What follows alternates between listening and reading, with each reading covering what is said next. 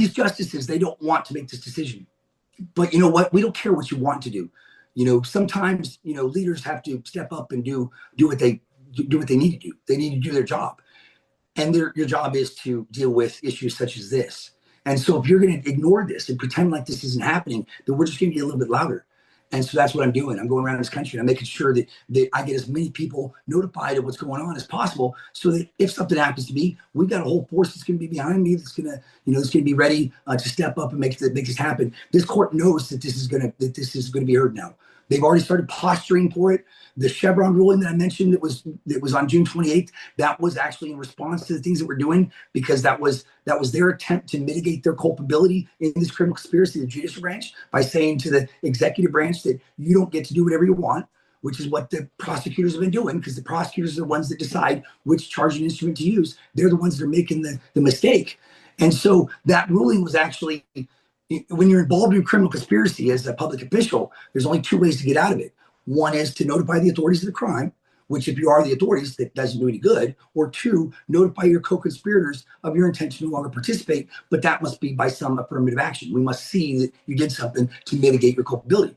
And that's what Chevron was about. It was the Supreme Court placing the blame, or attempting to place the blame onto them by saying, oh no, you don't get to write policy because of ambiguity in the law. You don't get to write policy and go out and enforce it. You don't get to say, oh, I don't know if I need to have an indictment by a grand jury, therefore I can write policy that permits my agents to not do it.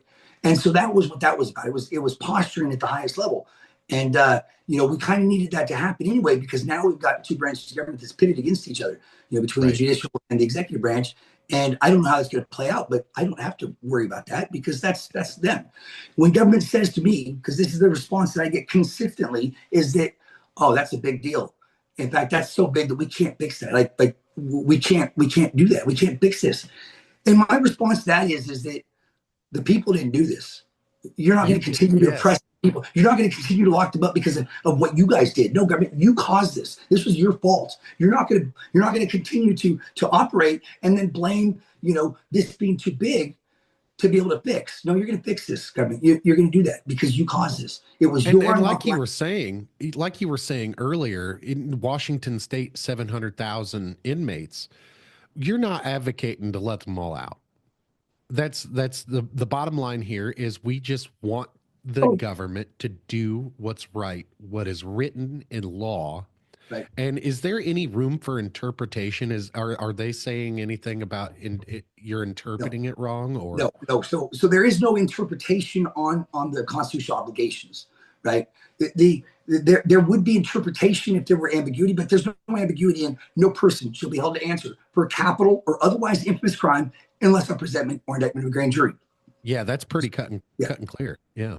So if you arrest someone and hold them over for a capital or an infamous crime without an indictment by a grand jury, then you have just violated the Constitution.